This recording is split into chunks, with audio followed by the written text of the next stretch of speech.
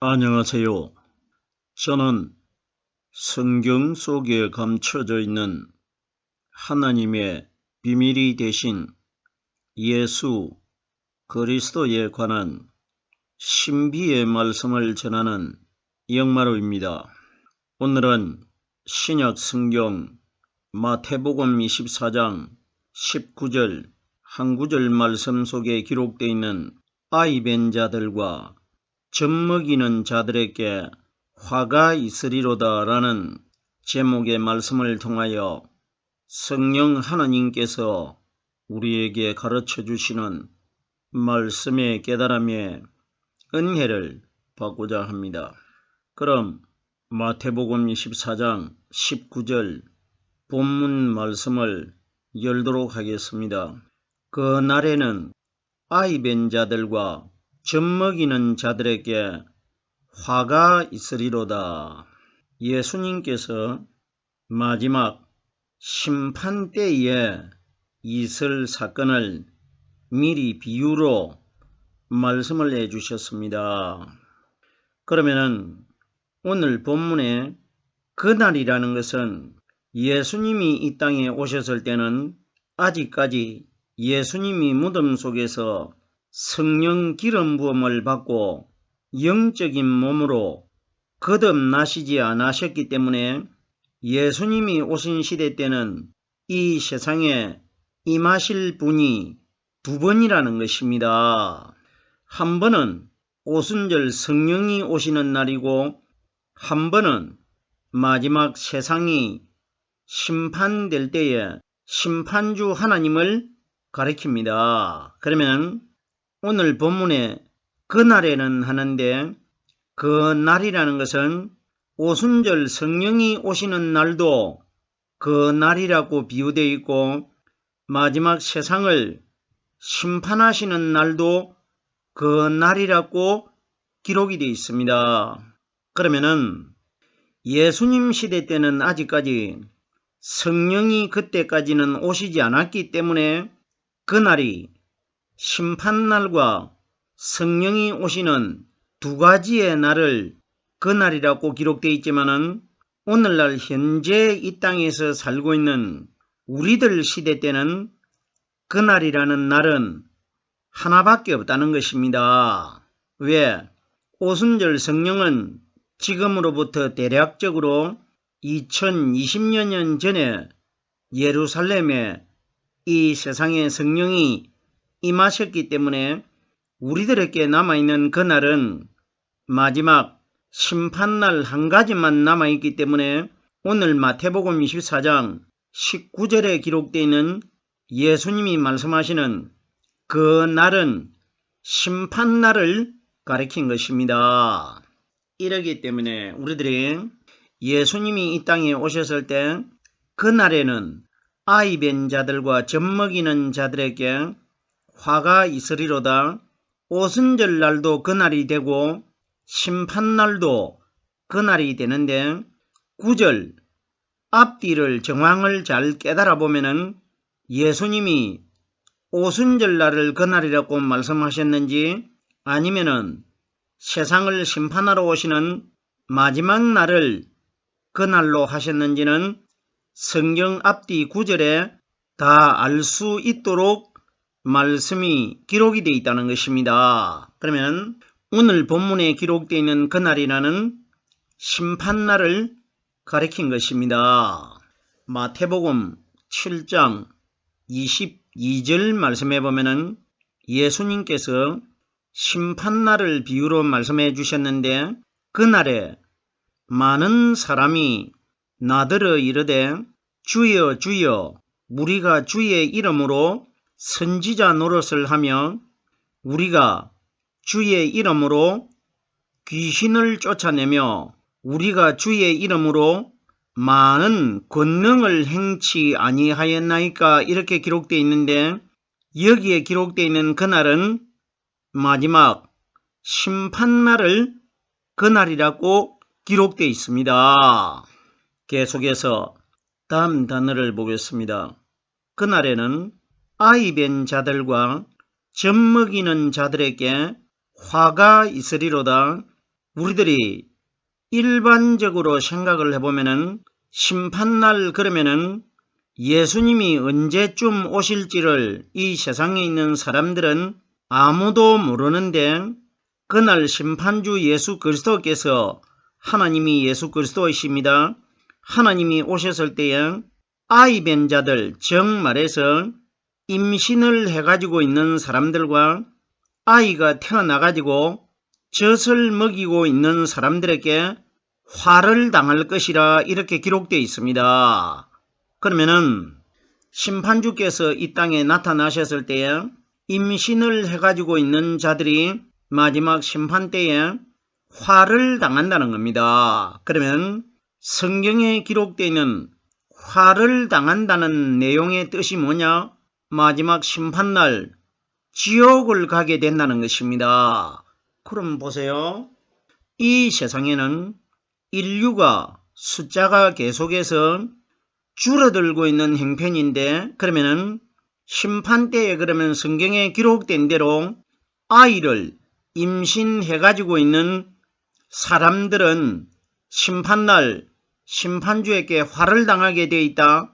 이것은 전혀 우리가 알고 있는 형편성과는 다른 이야기 아닙니까? 그러면 오늘 본문에 기록되어 있는 아이 뵌 자들과 젖먹이는 자들에게 화가 있으리로다 하는 것은 우리들이 알고 있는 여자 몸속에 어린 생명이 잉태되어 있고 그리고 어린 아기가 태어나가지고 젖을 먹이는 자들에게는 심판날 화를 당할 것이다. 이건 우리가 알고 있는 이 세상의 원리와는 전혀 다른 내용 아닙니까? 생각을 해보세요. 아이를 임신해 가지고 있는 사람과 아이가 태어나 가지고 젖을 먹이고 있는 사람들이 심판날 화를 당한다는 것은 우리들과는 전혀 맞지 않는 내용이라는 것입니다. 그러면은 성경은 우리들과 관계가 없는 내용은 성경에 한 구절도 기록이 되어 있지 않습니다. 그러면 우리들이 오늘 본문에 기록되어 있는 이 말씀이 환경 속에서 우리들이 경험할 수 있는 사람들이 생각하는 원리가 기록되어 있는 것이 아니고 영적인 내용이 오늘 본문에 기록이 되어 있다는 것입니다. 그러면은 심판날 아이 뵌 자들과 젖먹이는 자들에게 화가 있으리라 기록이 되어 있는데 성경이 가리키는 아이가 누구냐? 아이는 마리아의 아들로 태어나신 예수님은 어린 아기로 태어났습니다.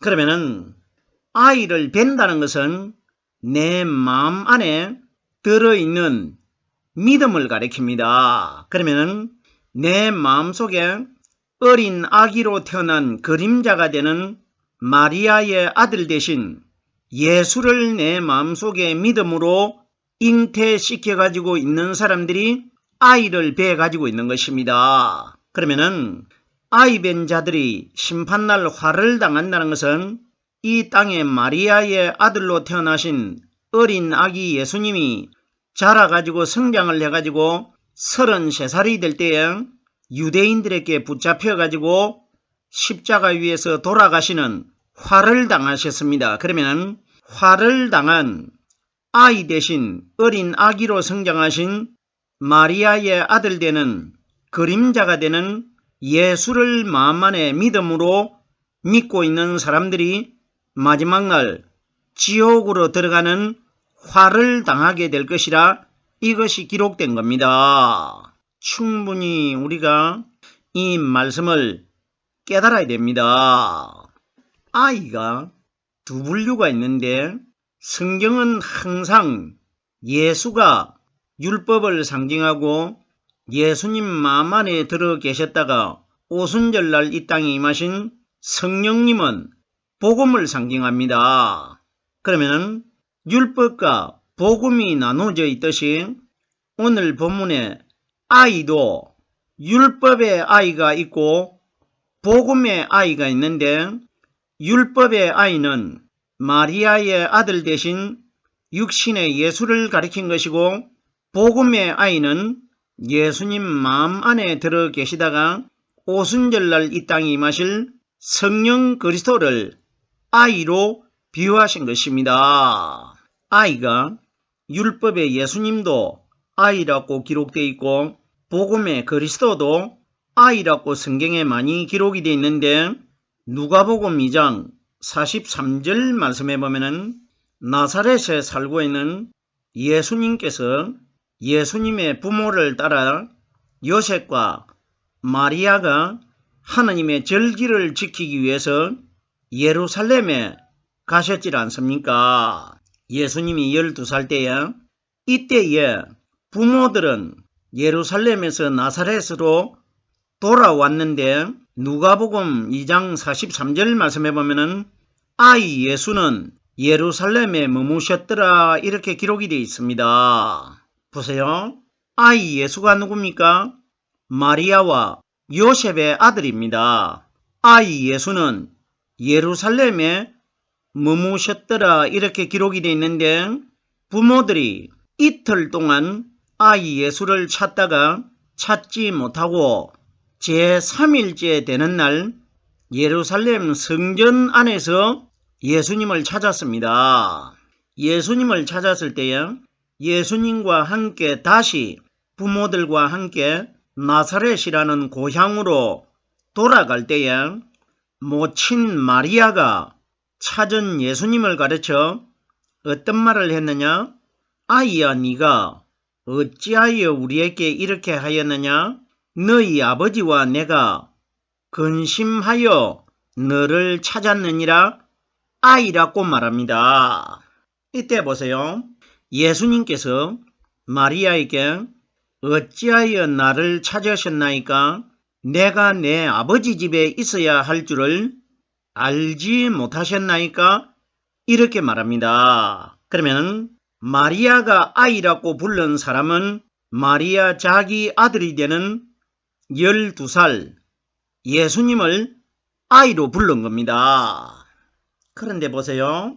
우리들이 성경에 보면은 사복음서에 떡 5개와 물고기 2마리를 가지고 5,000명을 먹이신 사건이 기록이 되어 있지 않습니까?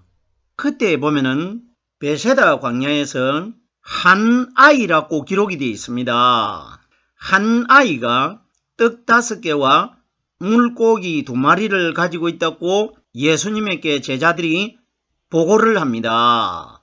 우리들이 정말 예수님이 이 땅에 오셨을 때 베세다 광야에서 군중들이 모여가지고 예수님에게 하나님의 말씀을 듣는데 3일 동안 아무것도 먹지 않고 군중들이 예수님의 복음의 말씀을 들었다, 이런 이야기 결단코 아닙니다.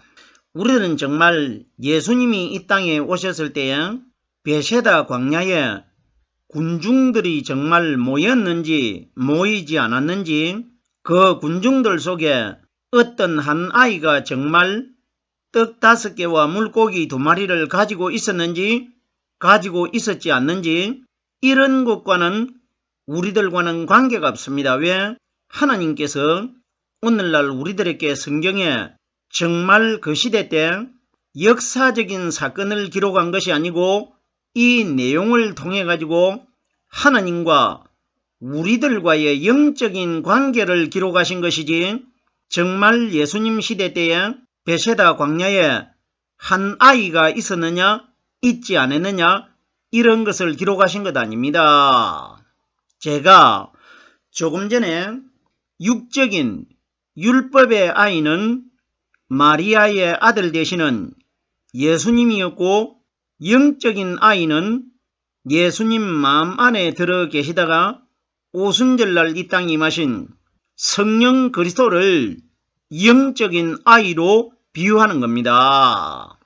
베세다 광야에서 한 아이가 떡 5개와 물고기 2마리를 가지고 있었다는 것은 성경에 기록되어 있는 떡은 예수님이 이 땅에 오셔가지고 나는 하늘에서 내려온 사람에게 영생할 수 있는 영원한 생명을 주는 떡이라고 자신을 비유했습니다. 그러면 예수님이 말씀하시는 떡은 오순절날 이 땅에 임하신 성령께서 우리에게 가르쳐 주시고 깨닫게 해주시는 이 말씀을 떡으로 비유한 겁니다. 그러면 한 아이라는 것은 이 세상에 우리에게 생명의 떡을 주실 분은 무덤 속에서 성령의 기름 부음을 받고 거듭나신 성령 하나님 한 분밖에 계시지 않기 때문에 한 아이라고 기록되어 있습니다. 그러면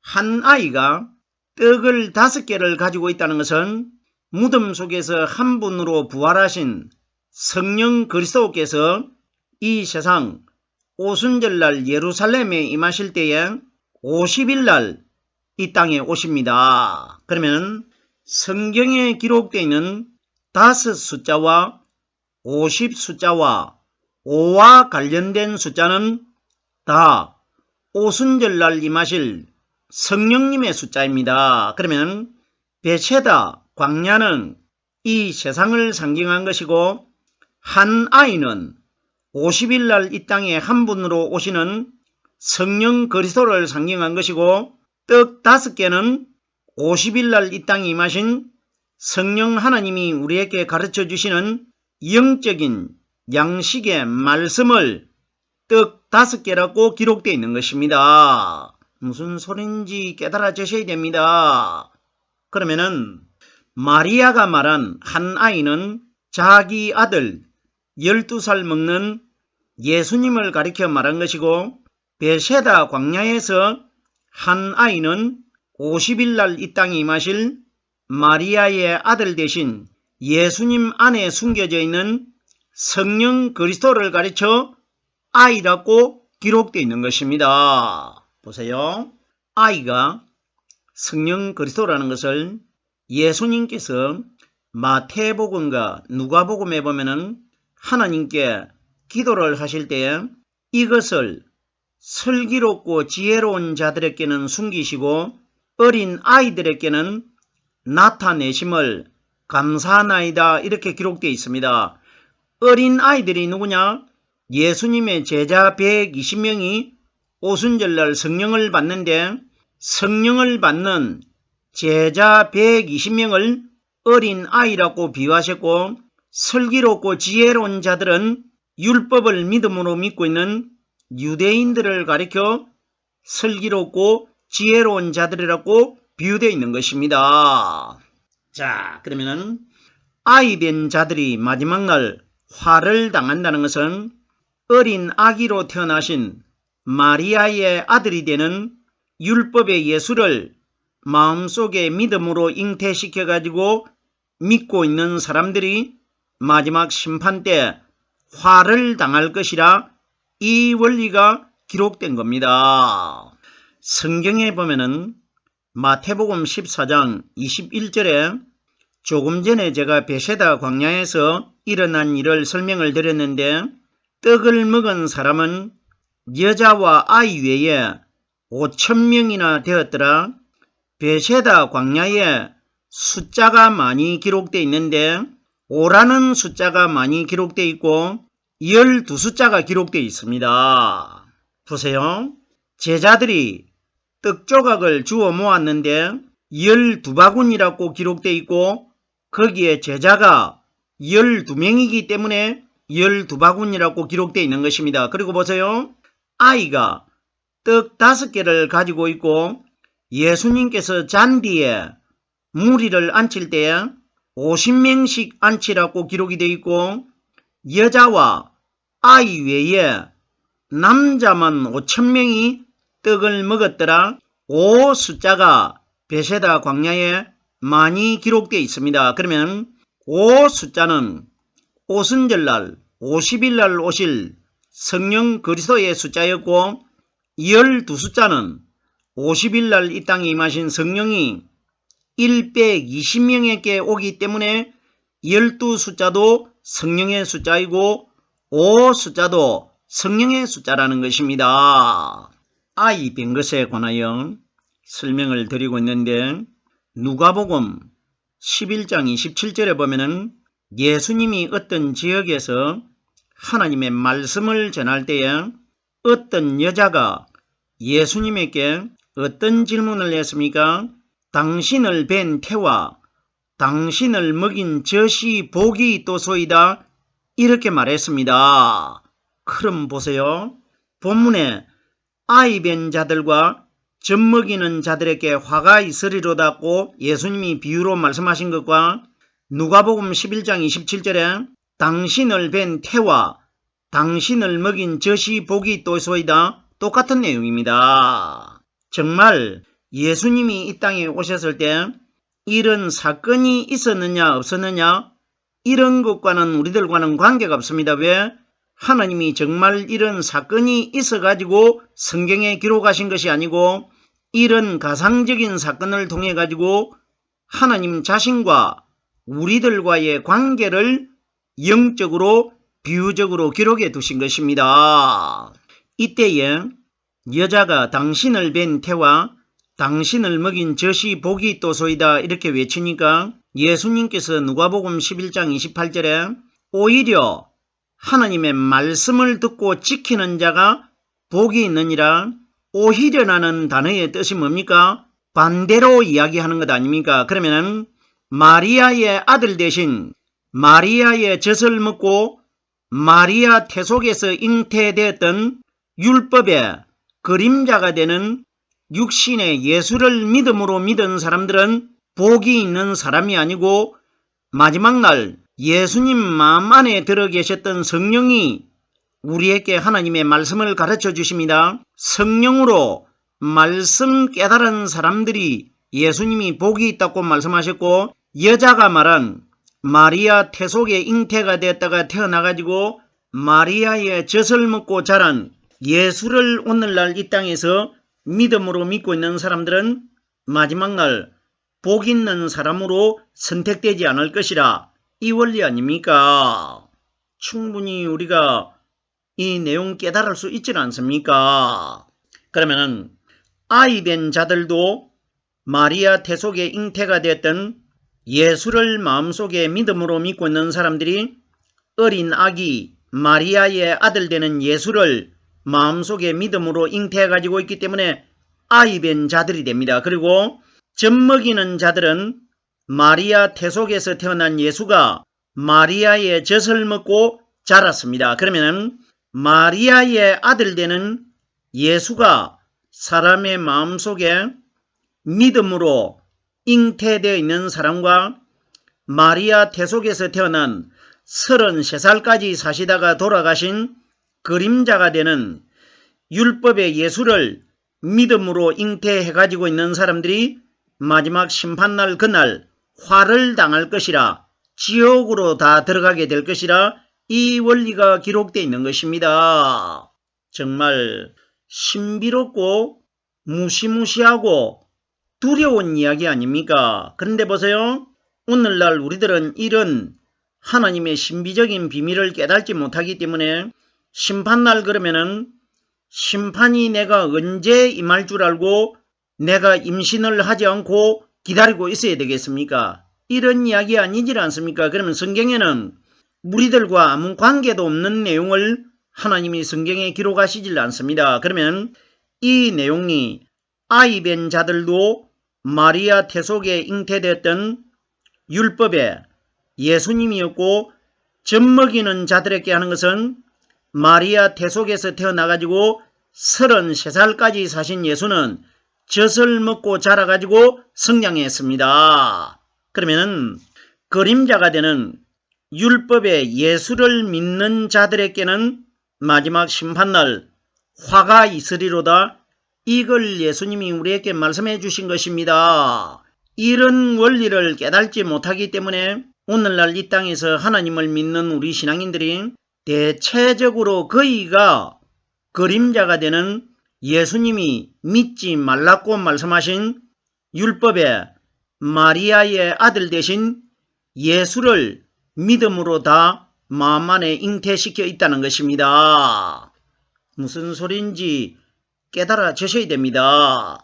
화를 당한다는 것은 심판 때에 어린 아기로 태어났던 마리아 태 속에 잉태되어 있다가 마리아의 젖을 먹고 자란 예수를 믿은 사람들이 화를 당하게 됩니다. 예수님이 말씀하셨지 않습니까? 마리아의 아들이 되고 마리아의 젖을 먹고 자란 나를 믿는 것보다 오히려 하나님의 말씀을 듣고 지키는 자가 복이 있다.